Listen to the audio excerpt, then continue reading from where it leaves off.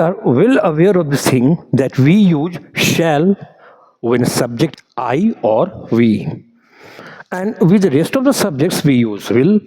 हम लोग ये जानते हैं कि जब सब्जेक्ट की जगह पर आई या वी रहता है तो हम लोग शैल लगाते हैं, और रेस्ट ऑफ द सब्जेक्ट्स, बाकी सारे सब्जेक्ट के साथ हम लोग विल लगाते हैं. कोई सिंपल फ्यूचर टेंस में हम लोग पढ़े थे. But from today onwards let's remember this rule. इस रूल को आज से याद रखें. The rule says we use shall in the place of will and vice versa while expressing a promise, determination, threat और moral duty.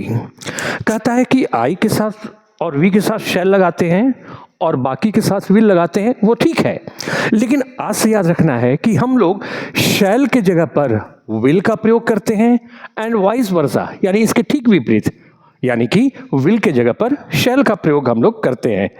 कब? जब while expressing, ये दिखाते हुए या व्यक्त करते हुए, क्या क्या व्यक्त करते समय? प्रॉमिस यानी वादा, डिटर्मिनेशन यानी दृढ़ निश्चय, थ्रेट यानी धमकी, और मोरल ड्यूटी नैतिक कर्तव्य. यानी भविष्य में ही जब कोई वादा यानी प्रॉमिस, दृढ़ निश्चय, धमकी या मोरल ड्यूटी यानी नैतिक कर्तव्य को दिखाना हो, तब हम लोग जहां पर शैल लगता है वहां पर विल लगाएंगे, और जहां विल लगता है वहां शैल लगाएंगे.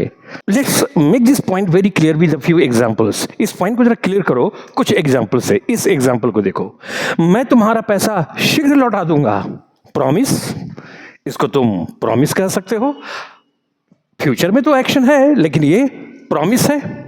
तो I will return your money soon. देखो, आई के साथ हम लोग क्या लगाते हैं? शैल. आई वी के साथ शैल लगाते हैं, तो आई के साथ शैल लगना चाहिए था, लेकिन शैल ना लगाकर हम लोग विल लगा रहे हैं. क्यों?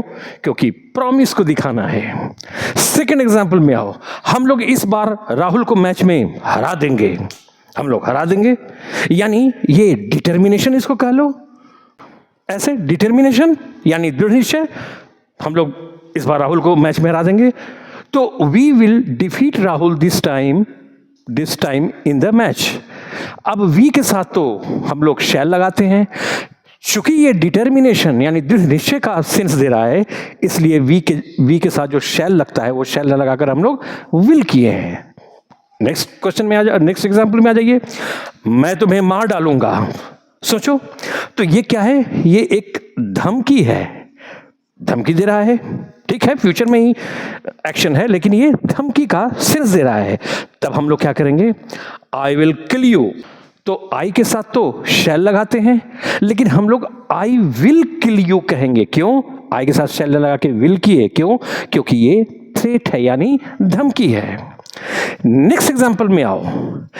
तुम गरीबों का इलाज मुफ्त में करोगे.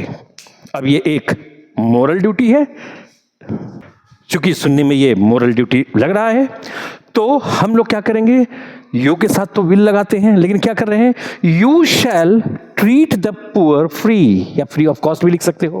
सो in this way we have to learn that shall is used in the place of will, or will is used in the place of shall while expressing these four expressions: promise, determination, threat and moral duty. So